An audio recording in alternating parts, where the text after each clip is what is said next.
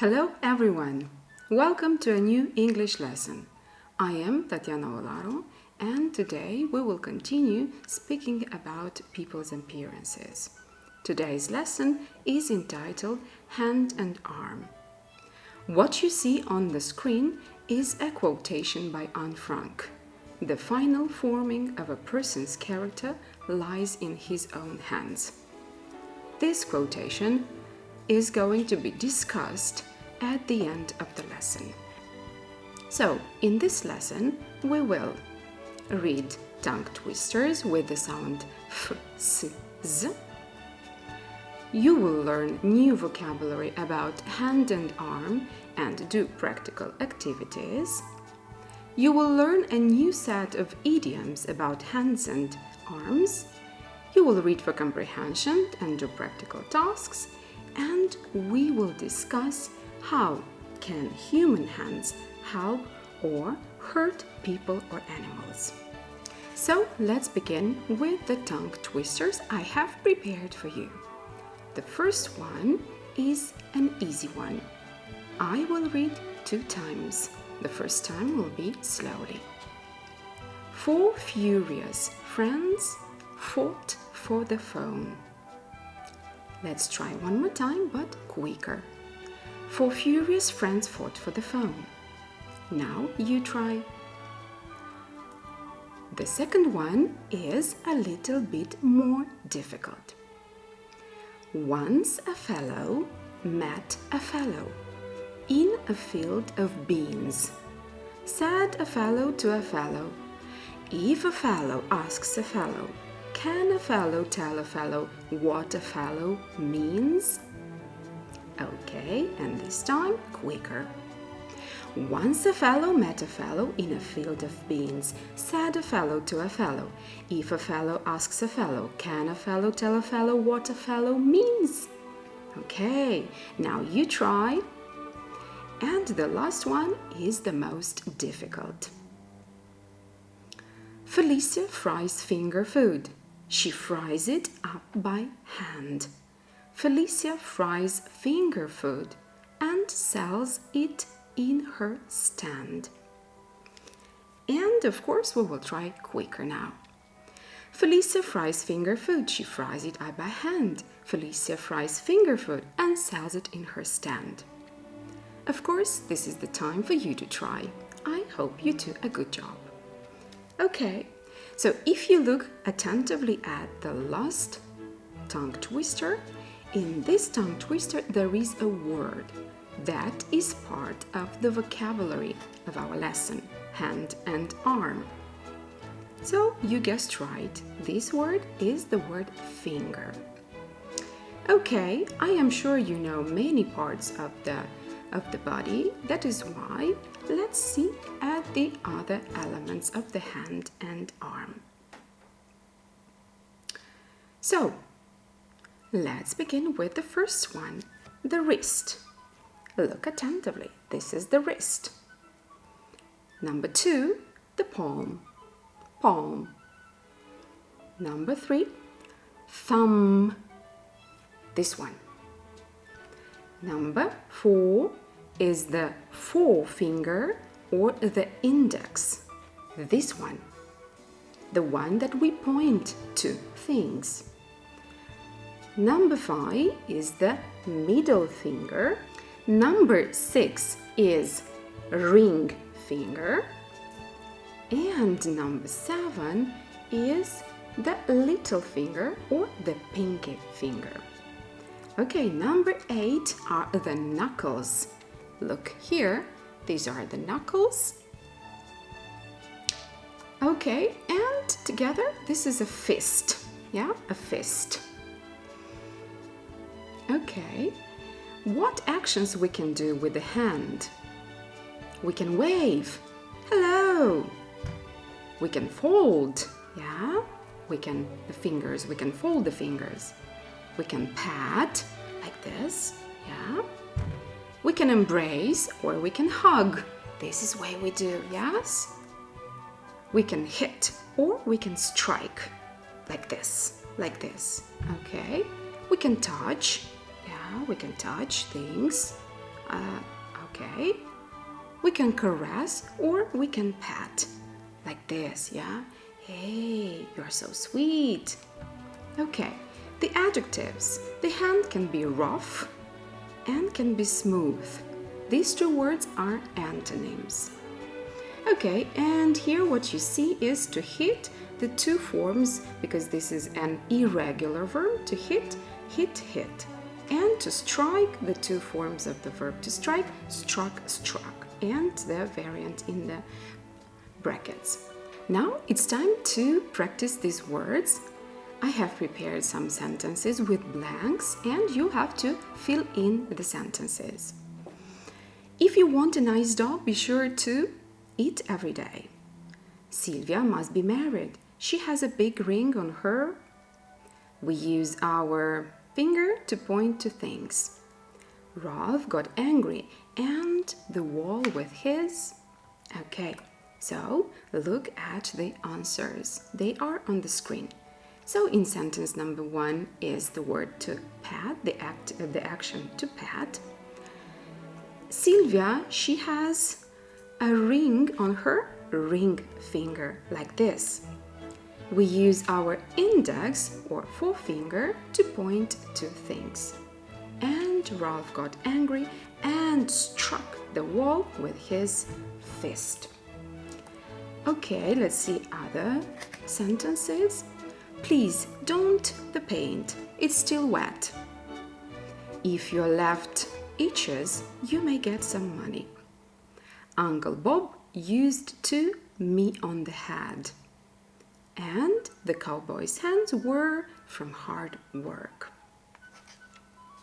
Okay, so think of the answers, think what you can insert in, and we continue. If you are not ready with the answers, let me give you a hand at it.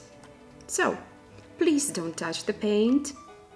If your left palm itches, you may get some money. Uncle Bob used to pat me on the head. The cowboy's hands were rough from hard work. Okay, good for you.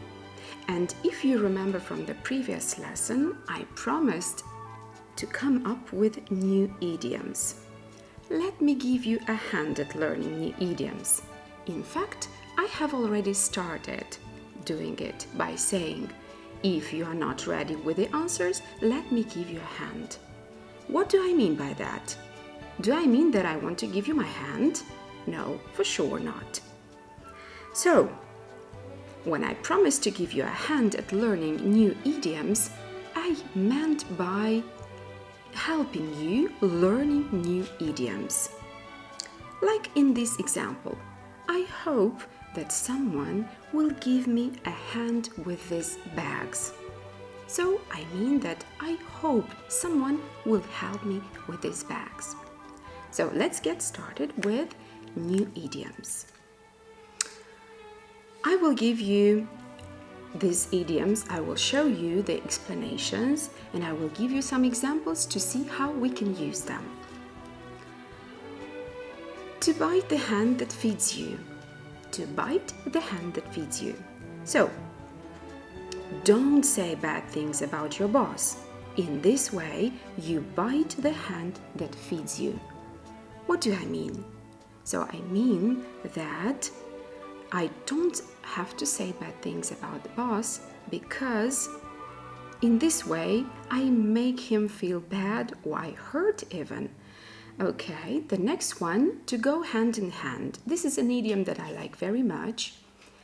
Let me give you an example. Success and hard work go hand in hand. So what I mean is that success and hard work go well together, work well together, and are very closely connected with each other. To experience something firsthand. So, I didn't realize how hard it was to be a parent until I experienced firsthand.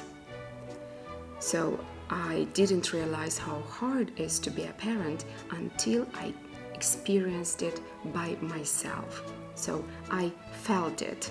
I lived this experience. So this is the meaning of this idiom. To be handy. And a very easy example I can give you for you to understand how to use to be handy. Don't throw that copybook away. It could be handy. So I mean that this copybook can be very useful for you. Okay, to be heavy-handed. Paul is very heavy-handed at times. So he's very strict or even severe.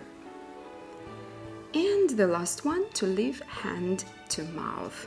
So it doesn't mean that I live with the hand to my mouth, right? So it means that it is very difficult to buy necessities, but it's just for food. For example, George is very poor. He lives hand to mouth. So he cannot afford many things. He can just buy food. Okay, so I hope these idioms will help you sound more natural in English, and I hope these examples helps you in formulating your own sentences, and you can do it. You can find idioms in any piece of reading. Let's see if we can find idioms in the following text that I have prepared. The text is entitled American Sign Language. Have you ever heard about it? If not, let's find together. I will read for you and you read it by yourselves. Imagine you couldn't hear what people were saying around you. This is what it means to be deaf. Deaf people have learned to talk by using their hands to make individual letters or symbols for whole words and ideas. Sometimes a new word is made that doesn't have a symbol or sign. Similarly, people's names usually don't have a sign. In these cases, deaf people spell letter by letter the word they want to say, and they make these letters with their hands and fingers. Let's try to explain how to spell I love you using American Sign Language, or ASL. Most of the letters in ASL are made by turning your palm toward the person you are speaking to. Generally, if you are right-handed, you would use your right hand to finger spell a word. The first letter of the word I love you is made by folding your first 3 fingers under your thumb. Let's try. So, the first 3 fingers, folding them under your thumb, this way, and letting your little finger stick straight up. This is letter I.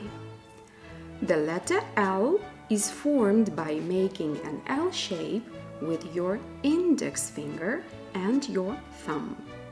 Your other 3 fingers are folded down. So let's try to do it. So, index finger and thumb finger. Okay, like this. Yeah, you fold the other 3 fingers and the index and the thumb are straight. O is made by touching your 4 fingers to your thumb. Yeah, we touch them all together. This is letter O. In an O-like shape. The letter V is easy. You hold your forefinger, hold up your forefinger and your middle finger, this is the forefinger or the index, the middle finger, you hold them up and you fold the others.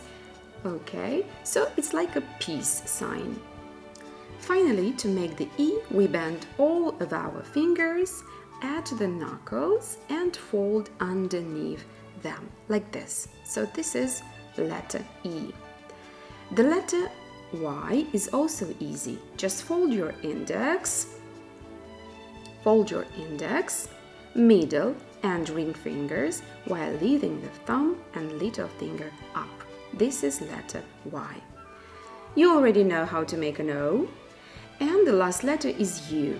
To make a U, hold your forefinger and middle finger up straight, but not separated, just together. So this is letter U. Now you can spell I love you sign language. Okay, so it is a very interesting information, isn't it? Now, if you were attentive, you will be able actually to identify the false statements in this text. So the first statement is, people spell words with their hands when they can't see. Yeah, they can't see. The text says that people spell words with their hands and fingers when they are deaf. So it is false. The next one, some words in sign language don't have a sign. If we look at the text, we will find the information there. A new word sometimes is made that doesn't have a symbol or sign. So this statement is true. We make the letter V by folding all our fingers under our thumb. So is that the way we do letter V? Do you remember how we made it? So V, we did it like this, yeah, like a peace sign. So the text will confirm that it is false. We hold our forefinger and middle finger in the shape of a V. So it is false. The next one, people's names usually don't have a sign in sign language. And it is true, they don't have a sign. Next one, most spelling is done in sign language with the palm facing the person you are speaking to, like this. So it is true. They are made by turning your palm toward the person you are speaking to. And the last one, deaf people have no way to communicate. Do they communicate? Of course. And this is the way they communicate. They spell letter by letter the word they want to say, and they make these letters with their hands and fingers. Okay, now I would like you to unscramble the sentences from the text. Look attentively at these words and put them together. Okay, let's see the first one. So fold your ring finger and little finger under your thumb. What do we have? The letter V. The next one, we bend all the fingers at the knuckles to make the letter E. Correct. The letter V is easy, like the sentence. And the last one, deaf people have learned to talk using their hands. Good job. So now it's time for a discussion. How are human hands different from animals? The difference is quite obvious. We have studied the vocabulary, looking at each element of the hand and the different actions we can perform, humans I mean, which doesn't happen in the case of animals. Instead, animals have the magic of comforting and helping people at many tasks. The text from above, as well as the vocabulary we have studied, refreshed our memory about the actions a person can do with his hands. What else can a human do with his hands? Probably he can do the best, and he can do the worst as well. The best he can do is help. The worst is hurt. So, how can human hands help, hurt other people or animals? People can help as well as hurt each other, and animals too. I have seen people taking animals home, taking care of abandoned pets. That's one of the best things people can do. But sometimes people are very heavy-handed with each other as well as with animals. You can reflect upon this question more by yourself. And the last thing that I want to discuss with you and for you to reflect upon is the following quotation that I have begun the lesson with. So, the final forming of a person's character lies in his own hands, once said Anne Frank. So, what did she mean? What do you understand by this? All I can say is that a young person can follow the steps of his parents, but no matter what he does, it is his choice. So, this is all for today. Let's have a quick look at what we have done today. So, we have read tongue twisters with the sounds f, s, z. We have learned new vocabulary about hands and arms. We have read a text for comprehension. We have learned what is American Sign Language. We have managed to spell the word I love you. We have learned a new set of idioms about hands and arms, and we have discussed about human hands and how they can help people, help animals, and how they can hurt or help other people. So, if you have found this lesson helpful, I would be happy to see you next lesson. Goodbye!